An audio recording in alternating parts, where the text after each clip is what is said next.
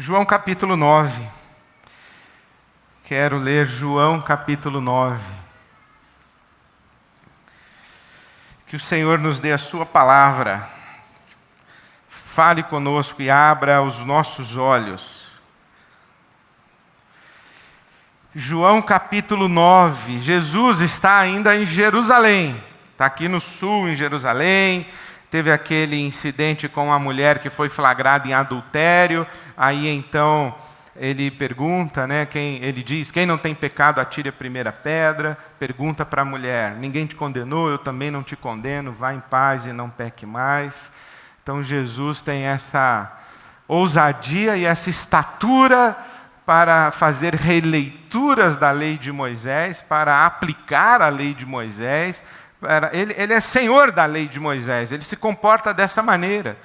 Inclusive, diante daqueles que pretendiam ser os grandes senhores da lei de Moisés, ele discute, debate, responde e os deixa silentes, ele os deixa sem voz e sem nenhuma potência. Então, Jesus agora, depois desse incidente com a mulher, ele está diante de um cego de nascença, aqui no capítulo 9. Então ele está andando ainda em Jerusalém, encontra um cego de nascença, e Jesus viu o cego de nascença. O cego não podia ver, mas Jesus podia ver.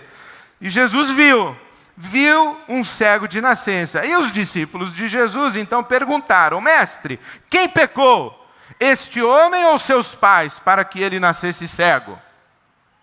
Porque existia uma crença, uma convicção das pessoas ali, que um homem que nascesse cego, ele estaria nascendo sob a maldição de Deus.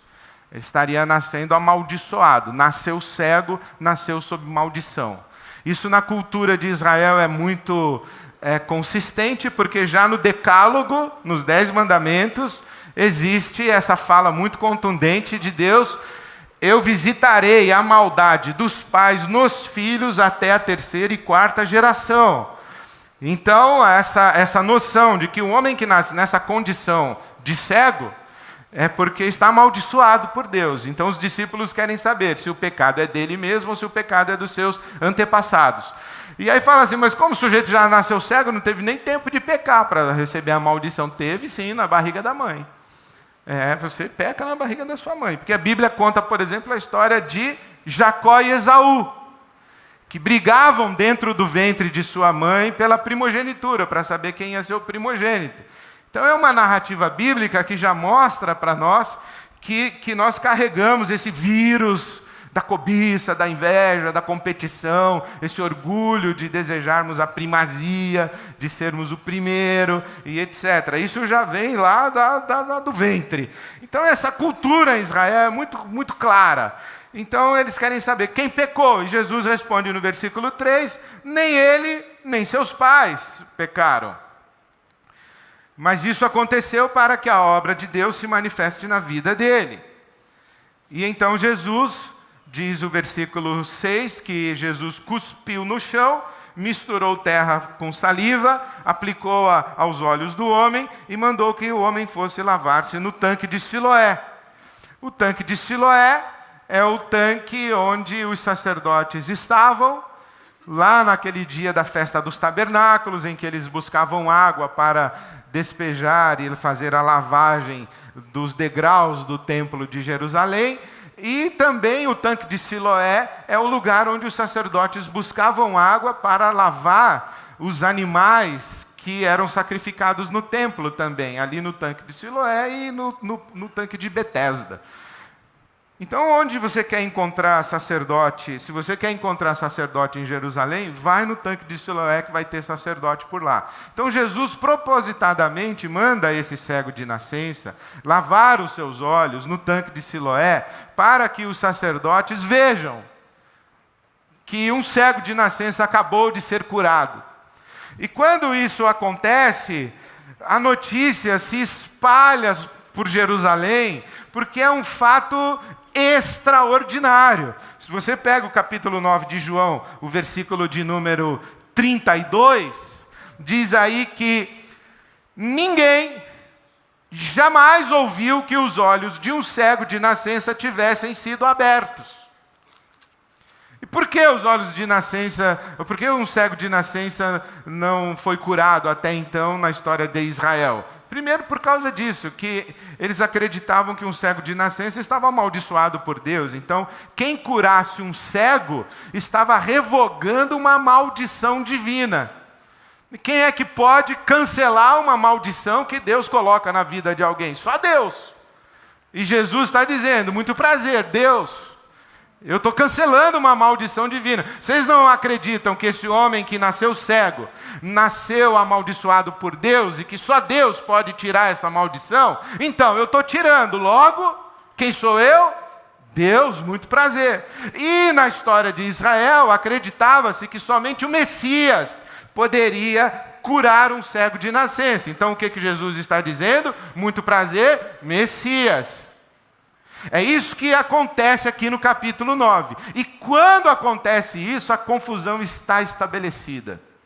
O que é muito característico de Jesus e que é muito natural. Quando Jesus aparece, a confusão se estabelece. Ele traz o caos. Desmonta tudo, despenca tudo, vira tudo de ponta cabeça, tira todo mundo da sua zona de conforto, obriga todo mundo a pensar, se rever, se refazer, se repensar enfim, recolocar a vida em outras categorias.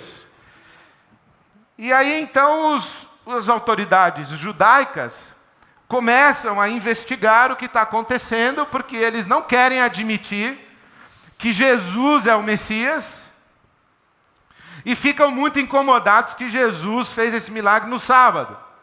Podia ter feito numa terça-feira, numa quinta-feira, não causava nenhum problema, já bastava o problema do cego de nascença ser curado, aí Jesus ainda vai e faz no sábado, que é para criar caso mesmo. Aí então a turma começa a discutir que Jesus, porque curou o homem no sábado, fez lama e tal, trabalhou, quebrou o sábado. Como é que Jesus, que é o Messias, não respeita nem o sábado? Então não é o Messias, é um falso Messias. Ele não é o verdadeiro Messias, porque curou no sábado, ele é um pecador. Deus não ouve pessoas pecadoras. Então, tá tudo errado aqui. E eles vão falar com o cego. Primeiro eles tentam aqui descaracterizar o milagre, dizendo que ele não era cego coisa nenhuma. Aí os vizinhos dizem assim, aí no versículo 8, era ele sim, ele era cego de nascença sim. Aí então alguns dizem, não era ele não, era apenas parecido com ele. Versículo 9. Então primeiro eles começam a discutir se o camarada era ele mesmo, ou se era parecido com ele, se ele tinha nascido cego, ou se era um cego assim que ficou cego depois que nasceu. Eles tentam meio que desmerecer ou descaracterizar a situação e desacreditar o fato dele ter sido um cego de nascença. Mas eles não conseguem, então eles vão falar com o cego. Aí eles perguntam para o cego, escuta, onde está o cara que curou você? Ele fala, não sei. Quem é ele? Aí o cego diz, sabe que eu não vi? Não viu mesmo. Por que não viu? Porque ele era cego e Jesus passou a lama ou a laminha nos olhos dele e o mandou ao tanque de Siloé. E ele não viu mesmo Jesus, porque os olhos dele só foram abertos quando ele lavou o rosto no tanque de Siloé. Então ele não viu Jesus. Se Jesus aparecesse na frente dele, ele não saberia quem era Jesus. Talvez reconhecesse a voz, mas ele diz, eu não sei onde ele está. E então as autoridades judaicas, olha, o versículo 13, os fariseus, os doutores da lei, os membros do Sinédrio, começam a investigar mais e interrogar o cego, querer saber o que está acontecendo, criticam Jesus, que ele não guarda o sábado e tudo mais. E perguntam para o cego, o que você acha que ele é? Aí o cego diz, acho que é um profeta, né? Não se compromete muito. Mas o pessoal vai falar então com os pais do cego. E aí perguntam para os pais dele, o seu filho era cego de nascença mesmo? Era. Ele não ficou cego depois não, né? Não, ele nasceu cego mesmo. E como é que aconteceu dele ficar curado, então? Porque até hoje ninguém conseguiu curar um cego de nascença. Aí os pais dizem assim, não sei não, pergunta para ele já é grandinho. Em vez dos pais defenderem Jesus e exaltarem a Jesus e manifestarem gratidão a Jesus, os pais eles dão um passo para trás e dizem, olha, fala lá com meu filho. Meu filho já é grande, ele sabe se explicar, eu não quero confusão. E por que os pais fizeram isso? Por causa do versículo 22. Os seus pais disseram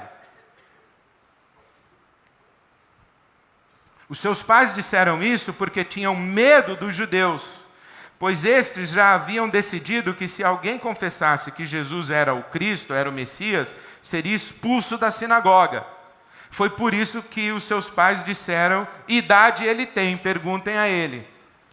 Então veja que eles tinham medo de serem expulsos da sinagoga, e então falaram, olha, não queremos complicação e tal. Aí então diz aqui a palavra de Deus, que pela segunda vez, o versículo 4, chamaram o homem que fora cego e disseram para ele, para a glória de Deus, diga a verdade.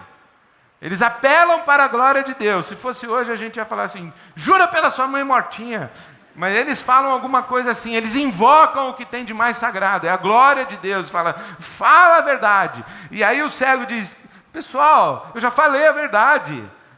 Eu não sei de nada. Eu só sei uma coisa, eu era cego, agora vejo. É isso que eu sei. É como se ele dissesse, não vem melar meu milagre, hein?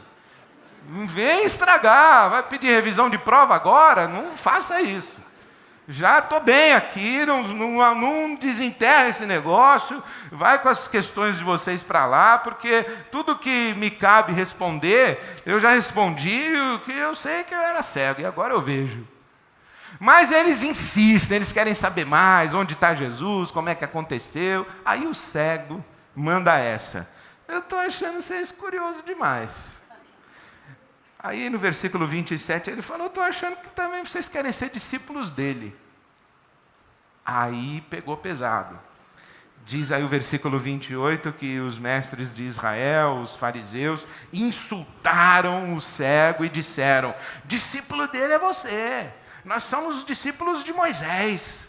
Nós sabemos que Deus falou através de Moisés, mas quanto a esse aí, Jesus, não sabemos nem de onde ele vem, desmerecendo lá o Nazaré, a cidade de Nazaré, dizendo ele é do norte lá, não sabemos nem de onde ele vem. Moisés nós sabemos. Nós falamos com você baseados na Torá. Nós falamos com você baseados na lei de Moisés. Nós aqui representamos toda a tradição de Israel. Você deve explicações sim, como é que isso aconteceu com você, porque só o Messias pode curar um cego de nascença. Seus pais disseram que você era cego de nascença, seus vizinhos disseram, é você mesmo? Dá explicações. E esse homem cego está dizendo, olha, vocês não querem admitir que ele é o Messias, na verdade está aí, está diante de vocês têm que explicar para nós. Se vocês dizem que só o Messias pode curar um cego de nascença, eu era cego de nascença e fui curado por um sujeito, esse sujeito é o Messias, não é óbvio? Mas eles não querem dar o braço a torcer, e aí no versículo 34, expulsaram o cego e falaram, você é um pecador também, igual a ele, e expulsaram o cego. No versículo 35, Jesus fica sabendo que expulsaram o cego, e vai ao encontro do cego. Bate no ombro do cego e diz, você conhece e você crê no Filho do Homem? Filho do Homem é um outro título do Messias. O Cristo, o Messias, o Filho do Homem. E o cego diz, quem é ele, Senhor, para que eu nele creia? Disse Jesus, você já o tem visto, é aquele que está falando com você. Muito prazer, Filho do Homem. Muito prazer, Messias. Eu curei você. Eu vim aqui me mostrar para você e me revelar para você. Então o homem disse, Senhor, eu creio. E o adorou. O homem não apenas admirou a Jesus, não apenas ficou grato a Jesus, o homem o adorou. E somente Deus é digno de adoração. Então essa narrativa do Evangelho de João segue toda a lógica que João vem imprimindo ao contar cada um dos sinais. E aqui esse sinal da cura de um cego de nascença vem no mesmo caminho. Jesus, um ser humano, o Verbo que se fez carne, Jesus, o profeta, Jesus, um profeta semelhante a Moisés, Jesus, um rei semelhante a Davi, Jesus, o Messias, Jesus, Deus. É isso que João está dizendo para nós, que diante de Jesus a gente se dobra, se rende, e a Jesus a gente adora.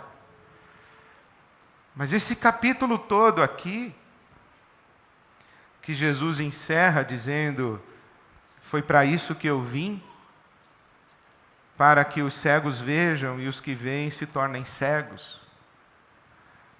Esse capítulo do Evangelho de João, capítulo 9, nos ensina algumas coisas sobre a experiência religiosa. E Jesus é apresentado como Deus de olhos abertos e o Deus que abre os nossos olhos. E nos ajuda a ver, nos faz ver. E ver o quê? Primeiro, ver a complexidade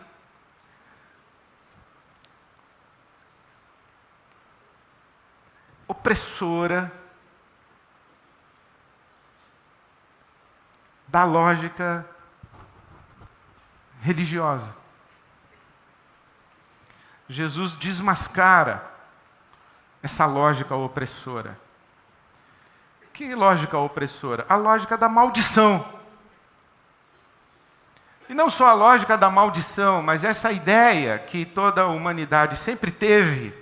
Isso é uma intuição nossa. É uma intuição da humanidade, está no inconsciente coletivo assim, da raça humana. Que o que determina mesmo as coisas que acontecem no nosso mundo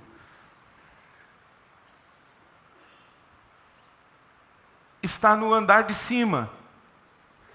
As forças e poderes espirituais, as forças e poderes que são superiores a nós, maiores do que nós, elas estão no mundo espiritual.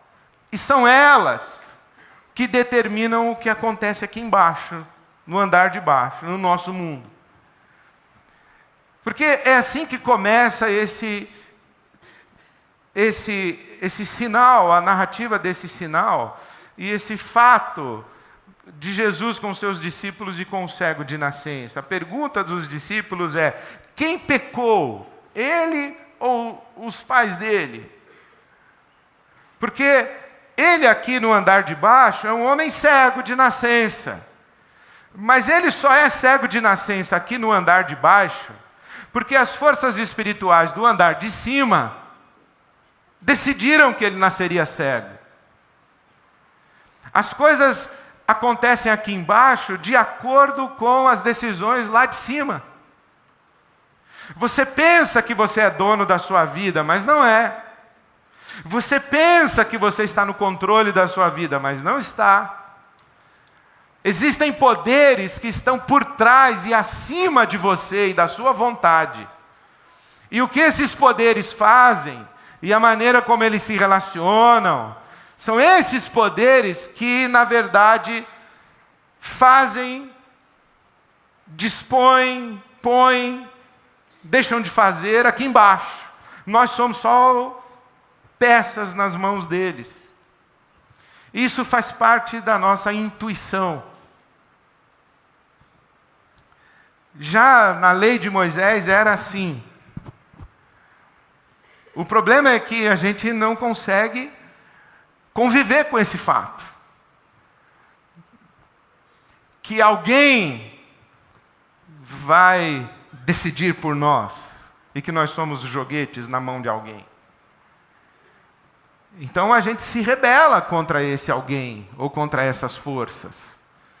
E a gente tenta manipular essas forças e esses poderes.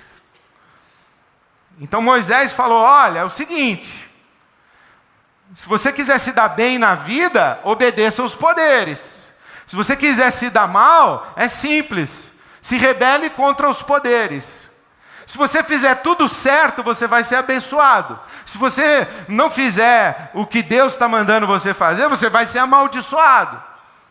Isto é uma forma de colocar na mão do homem o controle daquilo que lhe acontece. Eu sou correto, eu sou perfeito, eu sou detentor de méritos, então eu mereço que coisas boas aconteçam para mim. Agora, esse aqui é bandido, é mentiroso, esse aqui cobiça, esse aqui, etc. Então ele não merece que coisas boas aconteçam para ele.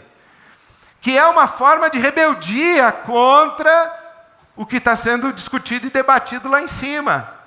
Mas aí o que acontece? Acontece que as pessoas que fazem tudo certo, de repente começam a se dar mal, e as que fazem tudo errado, de repente começam a se dar bem.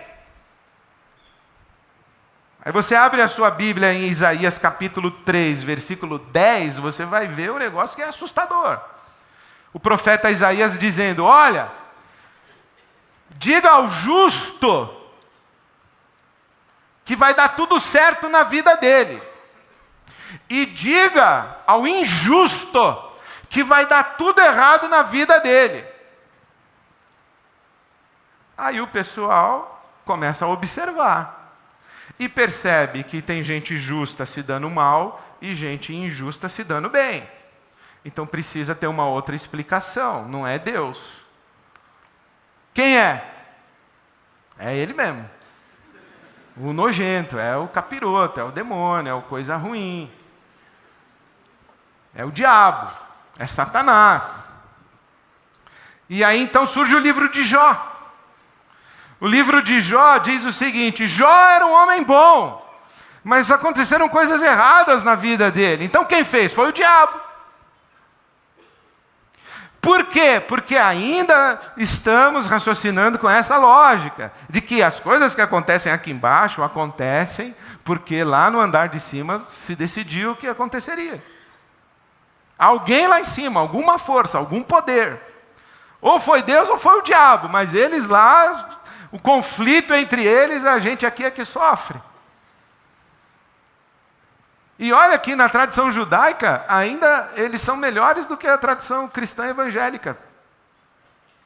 Porque os judeus acreditavam o seguinte, que o diabo só pôde fazer na vida de Jó o que fez porque Deus deixou. Quem manda mesmo é Deus, não é o diabo. Agora, na nossa cultura religiosa evangélica, o diabo é poderoso demais. O diabo pode tudo. Inclusive, eu me lembro que recebi essas mensagens de... Eu não sei como é que chama isso, se ainda chama. Esses PowerPoint com versículo. Isso não é de Deus não, pessoal. Eu vou te falar uma coisa. Difícil, viu? Aí veio assim, ó, que o homem é escravo do diabo. E que Jesus foi lá para salvar o homem. E o diabo falou: não vou deixar não, só se você me pagar um resgate.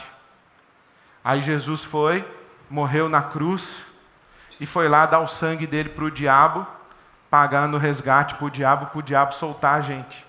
Olha, isso é do diabo. Essa historinha é do diabo. Porque Jesus não deu satisfação para o mal, para o império das trevas, para o inferno, para o diabo. O nosso assunto é com Deus, o nosso Pai. Jesus morreu na cruz para satisfazer a justiça de Deus, o nosso Pai, não para dar satisfação ao diabo. Mas fecha parênteses. A Bíblia está contando essa história de como nós intuímos que as coisas que acontecem aqui embaixo acontecem porque foram determinadas lá em cima. Olhe, os gregos pensavam assim, eles falavam que as moiras, elas é quem teciam os destinos dos homens. Mas as moiras eram cegas. misturavam linha errada, cortava fio na hora errada. É por isso que tem gente que morre cedo, a gente que demora para morrer. É porque as moiras que tecem os destinos humanos são cegas. Isso está na cultura grega, na mitologia grega. Qual é a ideia? Há forças espirituais, há forças ocultas que, na verdade, definem o que acontece aqui embaixo. Quem pecou? Ele ou os pais dele? Porque se ele nasceu assim, é porque alguém lá em cima decidiu.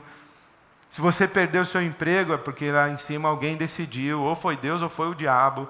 Se você chegou atrasado, é porque Deus tinha um propósito para você chegar atrasado. Se você perdeu o avião, é porque Deus tinha um propósito. Se você chegou na hora, é porque Deus tinha um propósito. Se você não conseguiu passagem, é porque Deus tinha um propósito. Se tocou seu telefone, é porque Deus tinha um propósito. Se não tocou, é porque Deus não deixou tocar.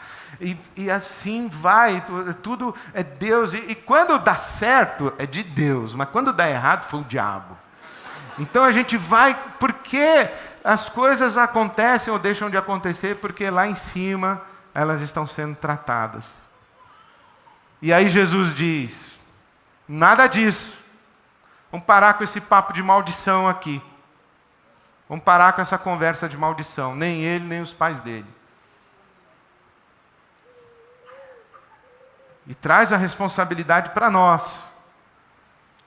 Então isso é uma coisa que Jesus faz quando Ele abre os nossos olhos. Ele nos faz ver esses mecanismos opressores da religião. E quando a gente enxerga os mecanismos opressores da religião, a gente enxerga também os caras que são especialistas em usar os mecanismos opressores da religião. Usam a Bíblia, usam a Torá, usam qualquer texto sagrado para nos manipular.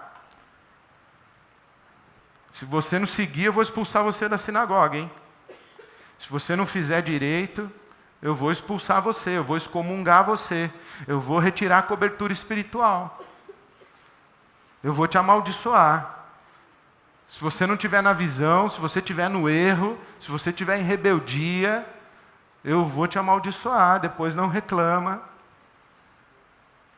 E aí, quando isso acontece, a gente fica com medo de ser expulso da sinagoga.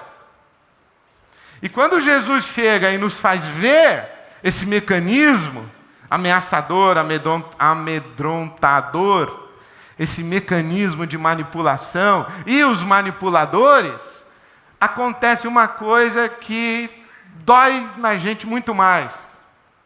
A gente descobre e enxerga que nós mesmos somos vítimas de um sistema confortável.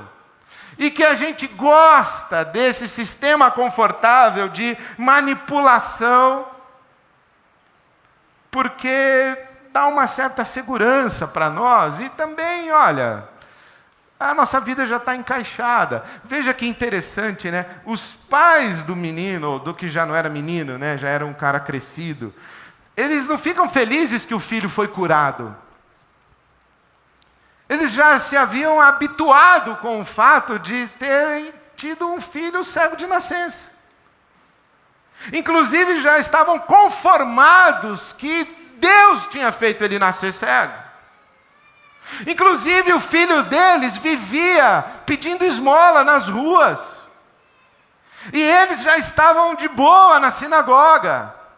Eles já estavam com a sua rede de relações ali na sinagoga, eles já faziam negócios com o pessoal da sinagoga, eles já eram amigos dos sacerdotes, eles já faziam parte das famílias que estavam integradas ali na sinagoga. Ali a sinagoga nasceu na casa da avó deles, começou na casa da sala da tia, na sala da casa da tia. Aí a irmã casou com o filho da outra família da sinagoga, as famílias já se entrelaçaram na sinagoga, cresceram na sinagoga, e o cego já está lá na rua pedindo esmola, porque é um amaldiçoado de Deus, e a nossa vida seguiu aqui, e agora vem Jesus curar o cego, faça-me um favor, e criar essa confusão comigo, e mandar eu sair da sinagoga. E eu agora vou ter que dar testemunho de Jesus, que eu encontrei a verdade, que eu encontrei o Messias, que eu tive um encontro com Deus. E vem o meu filho dizer que foi curado e que se deparou com Deus e que encontrou o Messias. Era melhor que ele continuasse cego, porque minha vida ia ficar do jeito que está. Não era muito boa, mas pelo menos não estava confusa. Então, quando Jesus aparece, ele abre os nossos olhos e a gente enxerga, inclusive, os nossos clichês, as nossas afirmações, que não tem nada a ver, mas que dão conta de nos deixar confortáveis. Até que a vida dá uma trombada na gente, e os nossos clichês não resolvem, o pessoal da sinagoga nos dá as costas, puxam o nosso tapete, a gente experimenta a maldade que existe dentro do sistema religioso, a gente experimenta e percebe que a gente mesmo foi vítima disso, porque é fácil a gente se especializar nisso. Basta eu pegar um empresário que estava quebrado 3 anos atrás e quando veio para a Ibabe se resolveu, trago aqui domingo para dar testemunho na hora do dízimo. É fácil. E os outros que continuam quebrados até hoje? Isso aí não é problema meu. Cada um com seus problemas. Meu problema é dar testemunho de sucesso. E eu vou encontrar, se eu peneirar bem, vou encontrar. E aí a gente vive me engana que eu gosto. E vai reproduzindo um sistema maldito. E vai ficando numa expectativa de que um dia vai resolver, de que um dia vai acontecer alguma coisa, acreditando em mentiras. Aí, de repente, um cego, miserável, diz assim: pessoal, tem um problema aí que vai desmontar o sistema de vocês. Eu me encontrei com Deus e Ele me curou. E a gente vai dizer assim: você não era cego coisa nenhuma não, mentira. Não foi Deus coisa nenhuma não. Nós vamos arrumar um jeito de manter o nosso sistema de crenças, manter o nosso sistema religioso e manter a nossa estrutura confortável dentro do sistema de religião e de crenças. Aí Jesus aparece e diz assim: bom, vocês escolhem. Eu vim para que os que são cegos vejam e os que veem fiquem cegos. E na verdade Jesus está dizendo: quem é o cego aqui dessa experiência?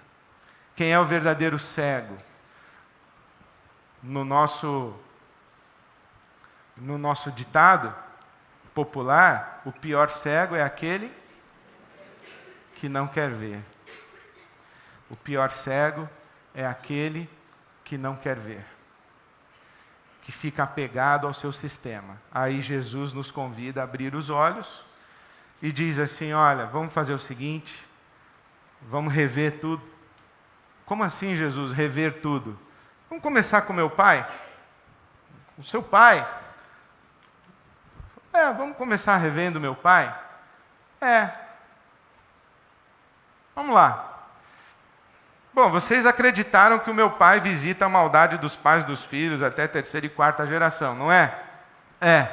Então, vocês acreditaram que o filho paga o pecado da geração anterior, não é? Vocês acreditaram em maldição hereditária, não é? Então, vocês não leram Ezequiel 18? A alma que pecar, essa morrerá?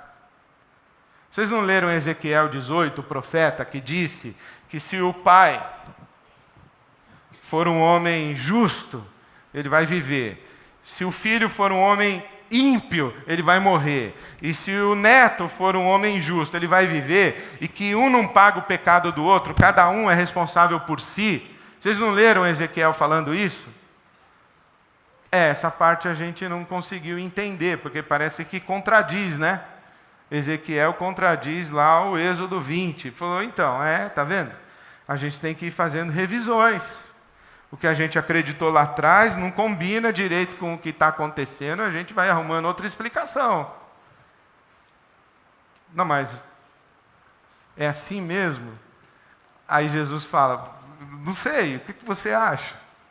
Eu pergunto para você, o que você acha? Ezequiel 18 não contraria Êxodo capítulo 20?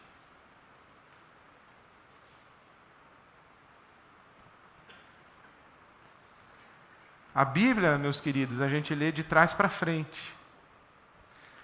Hebreus capítulo 1 diz o seguinte, que tendo Deus outrora falado, muitas vezes, de muitas maneiras, aos nossos pais pelos profetas, hoje Ele nos fala em Jesus. Então a gente pega Jesus, coloca Jesus como critério para ler toda a Bíblia. Aí vem Jesus dizendo, olhe, meu Pai não é amaldiçoador de ninguém. Eu não vim para condenar, eu vim para salvar o mundo. Eu não causo desgraça na vida das pessoas.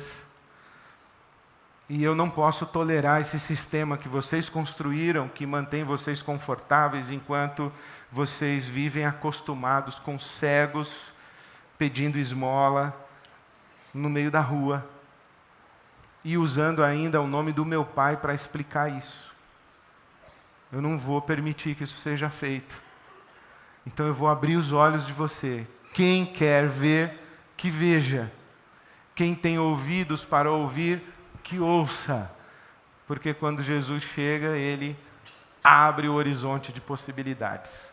Nasci cego porque Deus quis? Não. A tragédia que aconteceu foi porque Deus mandou? Não. O diabo tem o poder para destruir minha vida? Não. Alguma pessoa tem controle sobre Deus ou não para ficar me amaldiçoando e me libertando de maldição? Não. Então o que eu faço? Eu estou livre por causa do nome de Jesus. E eu já enxerguei. Quando alguém vier com um papo manipulador para cima de você, você faz assim para ele, ó, já te saquei. Jesus abriu meus olhos. Deus me ama. Eu sou um filho de Deus, eu sou uma filha de Deus. Não vem querer colocar cabresto em cima de mim, não vem querer me ameaçar com o seu discurso de medo, não vem querer me ameaçar com maldição, porque eu ando com Jesus. E Jesus me fez ver. E quando Ele me fez ver, Ele me fez livre.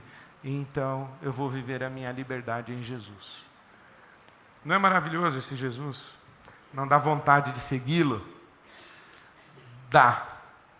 Na minha experiência pessoal e humana, eu agradeço a Deus que enxergar esse Jesus e ter os meus olhos abertos para enxergá-lo dessa maneira me fez querer e desejar segui-lo. Mas eu sei que tem algumas pessoas que quando enxergam isso desejam matá-lo e matar todos aqueles que falam em nome dele e anunciam liberdade em nome de Jesus. Conhecereis e a verdade libertará. Quem nos faz livres? Jesus. Nos liberta do quê? Dos mecanismos opressores da religião, dos medos, das maldições, das forças espirituais, do medo das forças espirituais, e nós andamos na vida sem medo. Nos liberta daqueles que usam as forças opressoras da religião em benefício próprio e usam contra nós. E Jesus Cristo nos liberta também das nossas crenças e dos nossos jogos religiosos convenientes. E nos chama para uma vida de liberdade e uma vida de solidariedade para com os cegos que estão à beira do caminho.